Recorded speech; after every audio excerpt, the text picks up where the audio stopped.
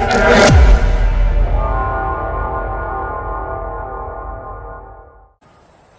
guys, welcome back to another episode of Installer's Assistant. Today is going to be a bit of diagnostics training, you might say, instead of removal like most of my other videos. I see it on forums all the time where somebody says, oh, such and such is not working, my cigarette lighter doesn't work, the doors don't lock, that kind of thing.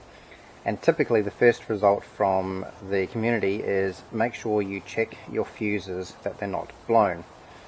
And the problem is that just looking at the fuses is what people do. They go, oh yeah, I've still got a fuse in the car, no problem.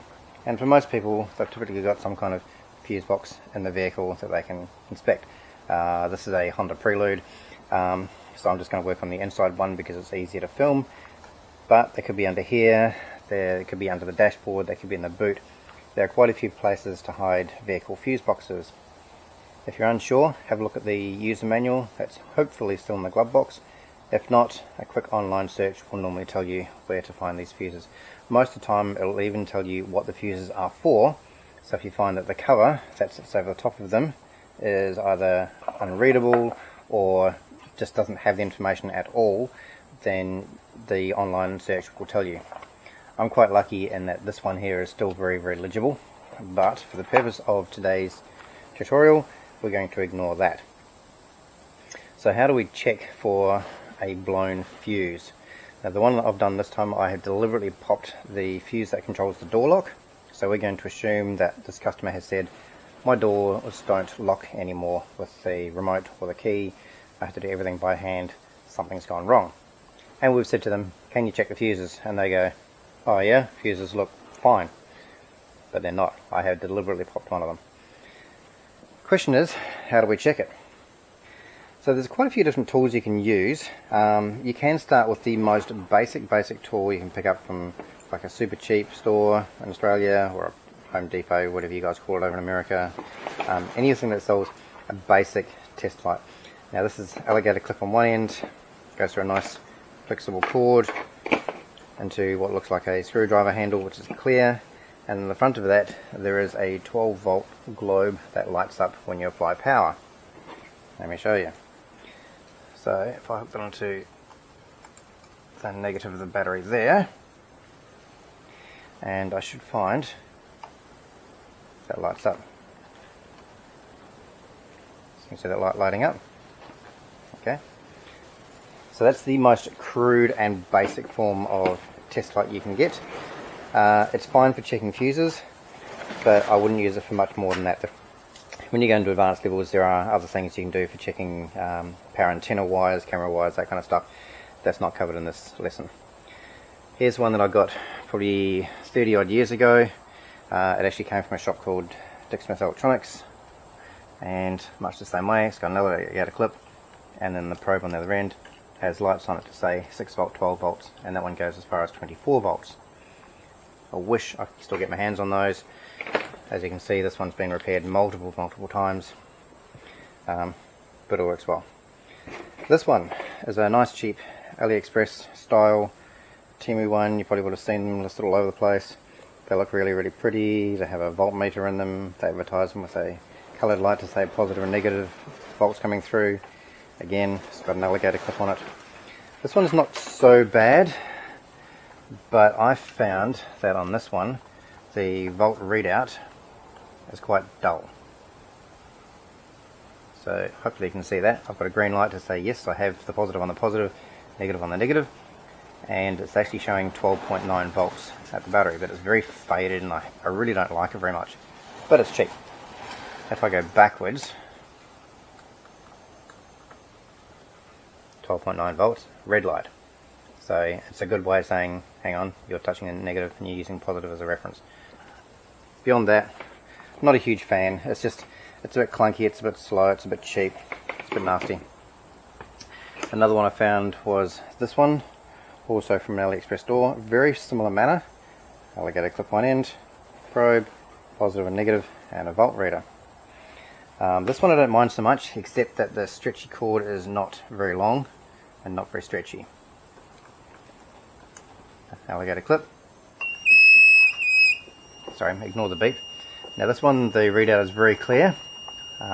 Again, red light, that's fine. The beep is because I added a beeper to it. And again, in this case, if I get it back to front, I get a green light. So it's a little bit different to the other one, but same basic concept. So, the beep, this. Why would I need that? In another video I showed you how to check for reverse wires. This situation is really good because I can clamp that to the side of the car, I can plug that onto my reverse wire, and then from inside the car I can pop the car in and out of reverse, and when it goes into reverse it'll beep at me, which I can hear from the front of the car. But from the back of the car you can't pop it in and reverse, and without the beeper you can't tell whether this is lighting up or not unless you can visually see it. Okay. The last remaining way you can do it is of course a multimeter. Standard multimeter, and much like any type of multimeter you've come across, there are different settings on it. So I can set this on to 20 volts for instance, DC, and again I can probe my two terminals and get a readout on the meter. And if I go backwards it says the same number, but it puts a minus sign in front to say minus. Alright, so pick any one of these you like, but the concept is the same. I'm going to use in this situation the cheap and nasty one, because I'm assuming that everybody has one of these things. And it's got a nice long flexible cord which is going to make it easy for recording. Step 1, clamp it onto my negative terminal. Nice and solid. There we go. And to make sure that it works, I just tap it onto positive. I can see the light, so I'm happy that this is functioning. Cool. Alright, now we've got our test meter. The simplest way of doing this is to put the probe into each side of your fuses. So I've got a dummy fuse here. It's a standard blade fuse, and on the top there are two little metal terminals, and they are basically wired up to the legs that go into your fuse holder on both sides. Okay, what I'm going to do is touch one side of the fuse, which lights up, and touch the other side of the fuse, which lights up. Now straight away that tells me that there's power on one side and power on the other side. Now it doesn't matter which side has the power, which side is the output. The fact is that I've got power on both sides, so the fuse is good. And I can do this all the way down. It's my next fuse, my next fuse. There's a problem. So I've got power on one side of the fuse, but I don't on the other. Now while I'm here, I just make it a general habit to check all of them. And as you can see, lights come on. I'm kind of cheating because the ones under the engine bay are almost always permanent powered fuses, just to prove me wrong. But it's a good way of double checking.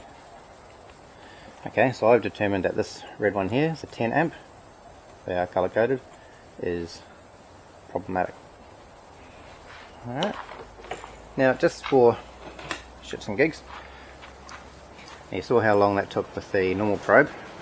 With my audible one, it's also good for dark areas. Check this out.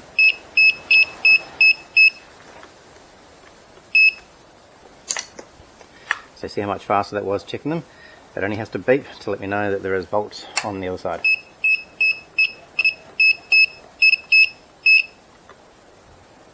That's why I made it beep. It's just one of these things you pick up. Alright, so we'll grab this 10 amp fuse, we'll pull this out of here, and you probably won't be able to see that it's blown, but that is a dead fuse, and this is a good fuse. Okay, now before I put it back in again, if you have to take the fuses out, occasionally you'll find that the tops of these are completely molded plastic and they don't have the little metal tabs to get access to. They're a pain in the butt because you can't check the fuse while it's still in the car. You basically have to get it out. Unless someone has a technique for me that they can tell me about, you've got to basically wiggle it out enough to be able to get to the bottom terminals, or take the whole thing out and do a proper check. But what if I take it out and it looks like it's fine? How do I know whether it's a working one or not? This is where we use our multimeter again. So in this situation, there should be a setting on here that says beeper or diode. So it's this one here. It looks like a little triangle, and then there's a beep beep thing on the side of it. Looks like a little speaker. If I touch the two terminals together, get a beep. Did give away that means that there's a short between these two wires. Okay, so if I do the same thing, this is a working fuse, both sides, I get the beep, which means the fuse is good. If I use the dead fuse, I get nothing, no beep. That means the fuse has blown. So this one's the dead one, this one's the good one. We pop this back into the car again. Okay, and then we grab our test light and we double check. So again, we have light, so you can see all this, light, light, light, light, light, and light, which is exactly the result that we wanted.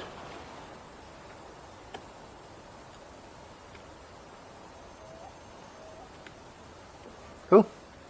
So that is the easiest way of checking blown fuses inside a vehicle.